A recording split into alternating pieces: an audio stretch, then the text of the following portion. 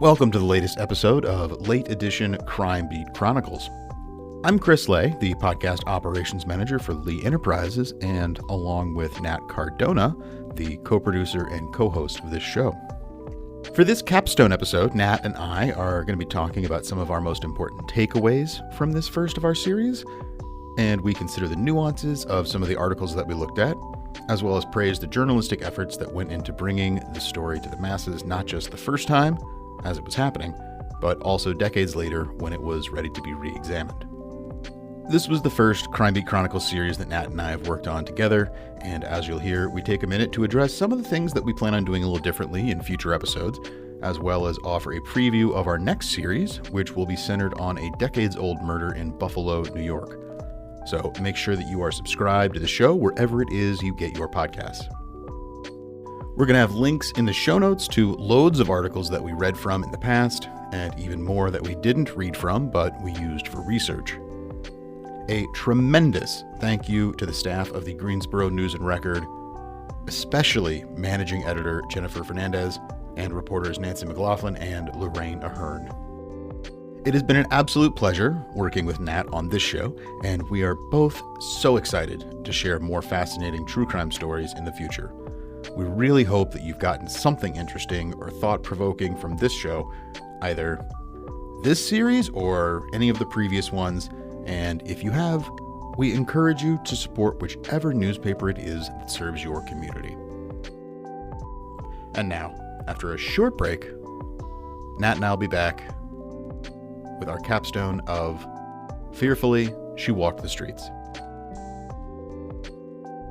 Spring is here. That means it's time to get out and get on the road in my all-new 2023 Honda CR-V Hybrid. You heard right. The Honda CR-V is available in a hybrid model. I'm pretty excited about this. I've been waiting for the right time to make the switch to a hybrid, and I'm so glad I did. Not only am I greener, I can take on any terrain with the available real-time all-wheel drive and sport mode. Make a move to one of the most electrifying Honda vehicles yet. Find your CR-V Hybrid at your local Honda dealer today.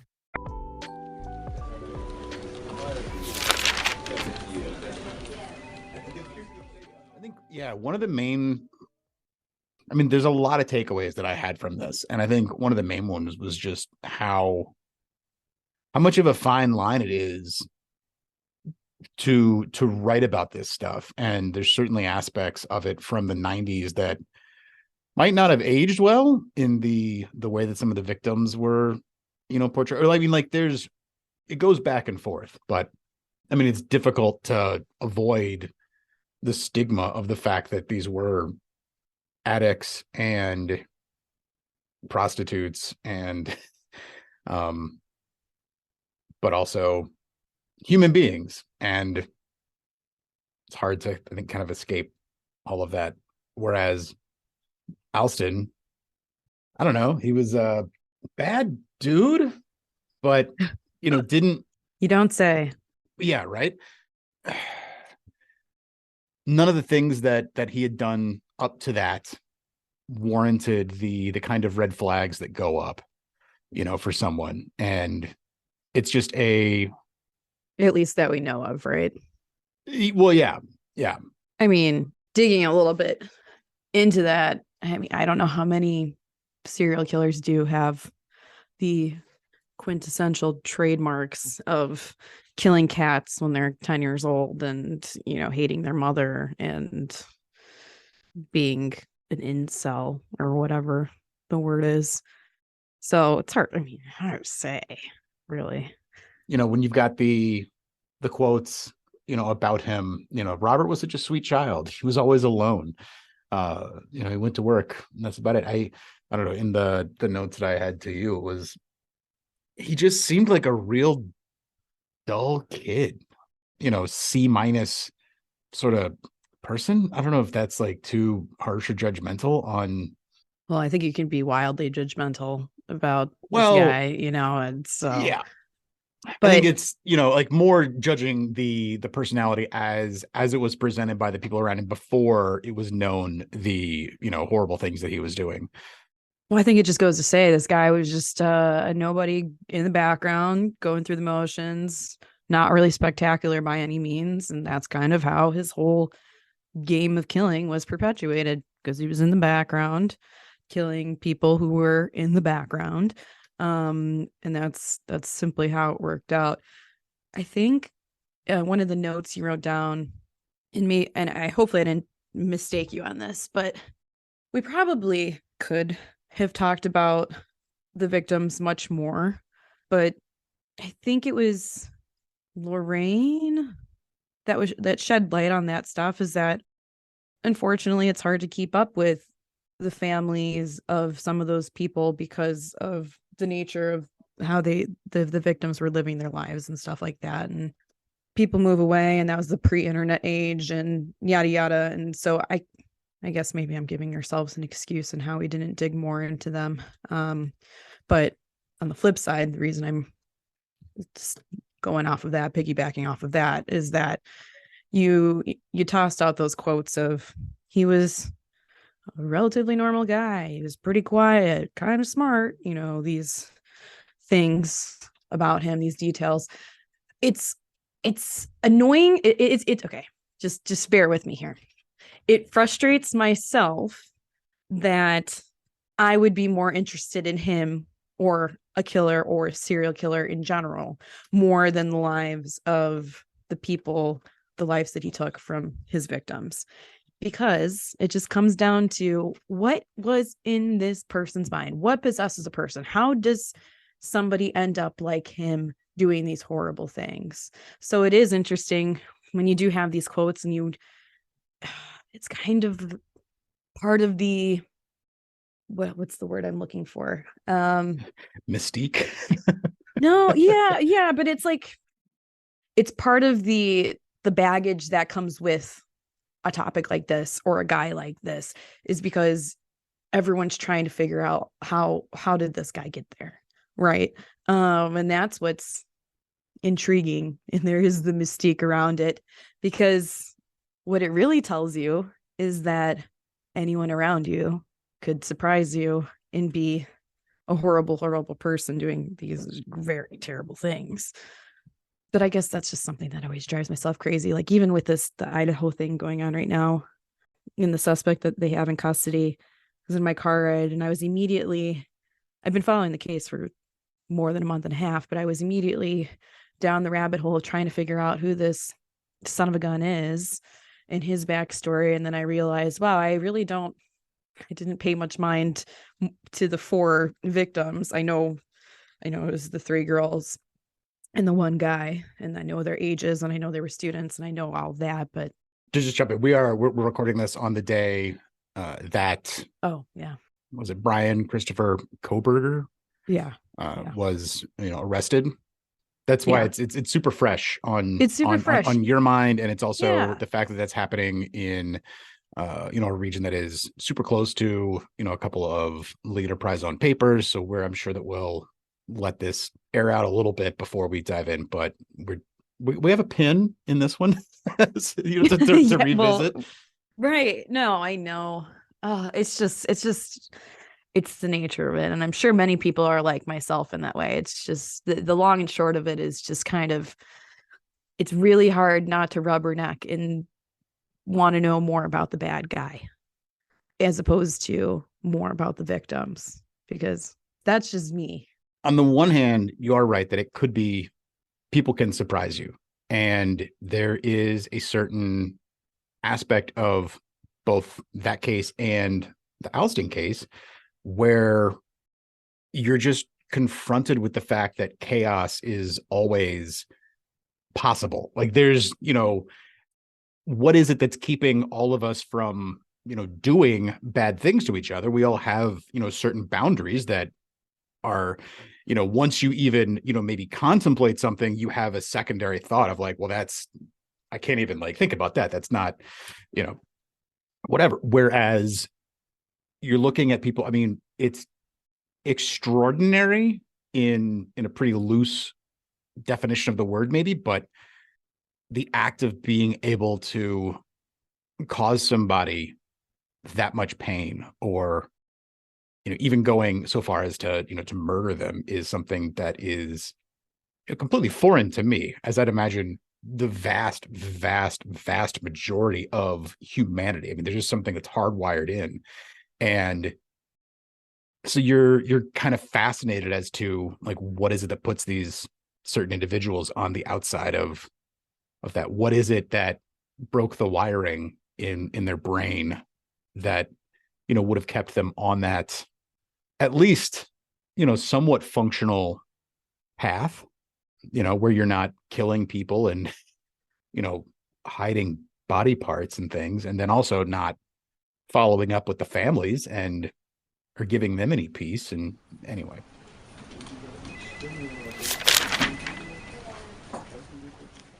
one of the things you wrote was kind of what was my takeaway about revisiting this case and his victims and the whole nature of how it unfolded, that Nancy was in his presence and able to sit across from him and get no new info, which we'll go jump into that in a second.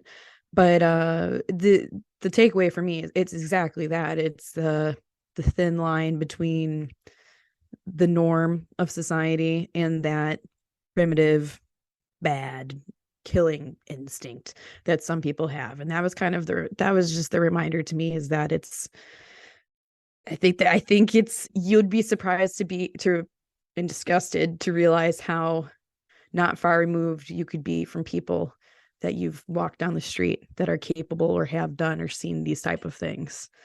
It was just a refresher for me as far as that goes. And I mean, I'm certainly of the mindset that I think 99.999 whatever percent of people are ultimately good, or at the very least not bad. Raging murderers. Like they're not, malicious in their intents, either emotionally, physically. And one of the frustrating things about the Alston case to me, and, I know this happens, a lot of times, where it's, he didn't plead insanity. He didn't, whatever, he just pled guilty. There wasn't a long trial. There wasn't all of this, legal discovery that went into that. There wasn't challenging that and dredging up all of the evidence against him. And so he just kind of got to go to jail for, I think like 4 life sentences end to end, plus however many months or years he got for, improper disposal of a body or something. And whatever it was that was off in his clockwork is not going to be uncovered. There's no leverage to bring that out into the open and, figure out what it was that was wrong with him, or what aspect of society triggered those, disorders in him to manifest. I was going to say, what leverage would there have been if the death penalty was on the table? Here, you either get life or you have death penalty, and if you just give us some more details or da-da-da-da-da. Yeah, I think the one silver lining, if I had to guess, I have never been in this position of these families. God forbid if that ever crosses my path. But the one silver lining would be that it seems to have been a relatively cut and dry, speedy trial.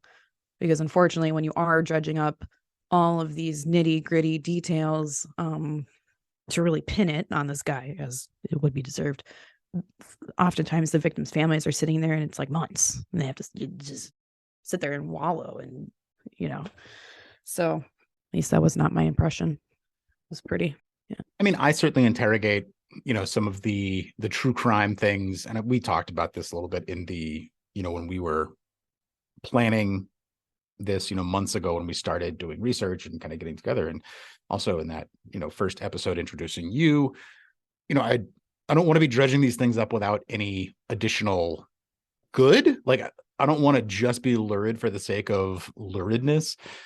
And I don't think that we are, but this is certainly a case where, with Nancy specifically, and those 2 articles that she did, those are ones where, if you get the opportunity to go and interview someone who is a admitted serial killer, and you're the first journalist to do it, like, you go. Yeah, exactly. Yeah. Duh. Yeah. Completely. And it still is, I think Nancy did a fantastic job writing that up and not turning it into something that, overly humanized him or turned him into a victim or anything like that. But there's also no new evidence. He didn't confess to any of the other crimes. He didn't, say, where the bodies had been disposed of, which one of the families had specifically asked her for, or asked her to, talk to him about, because they don't have any closure there, and he doesn't give any of that. And there's no reason for him to still be holding on to that outside of the, what she hypothesized in the article, as well as in the conversation with you, which was that that's the only, bit of wealth, I think, is how she described it, that he still has. And, you just hope that at some point he revisits that idea and decides to undo at least some of the harm that he's caused. Nancy definitely did her due diligence and like her journalistic honor code of you have to go, like we just said, because this guy could have just unleashed Pandora's box and decided, oh, I guess today's the day that I'm going to say all the things that I've held out on saying for a better part of 2 decades. And obviously that didn't happen, which is frustrating.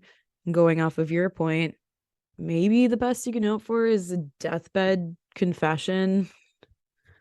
That one last ditch effort of, I don't know, making good with whatever God you believe in. And then maybe he would say, I got to get these last few things off my chest. Yeah, but that's not, that's seems like that's the most rational possible ending to this, if it's going to go that way. Based on everything that we've read about him and from Nancy's, covers, it seems less than likely that that's how it'll play out in the end. I know.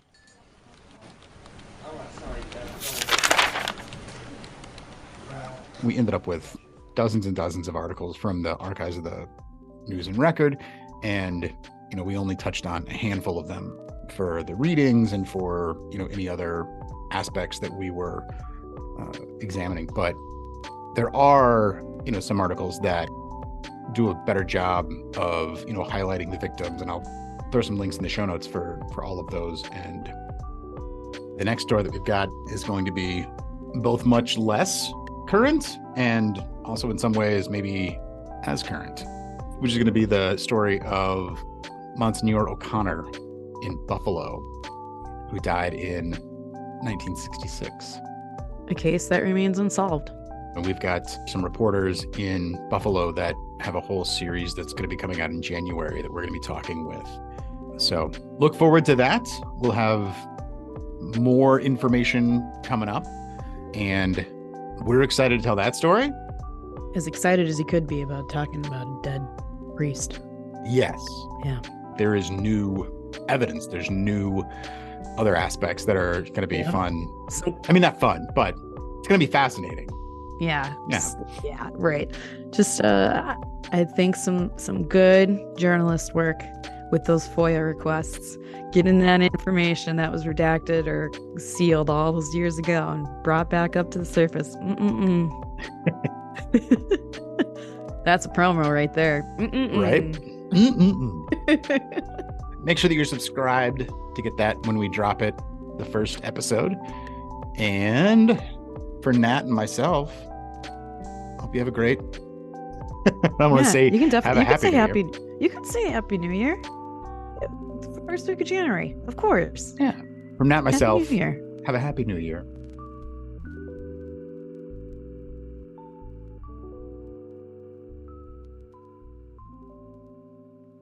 Don't be the dad saying, see me next year. Don't do it. You wanted to.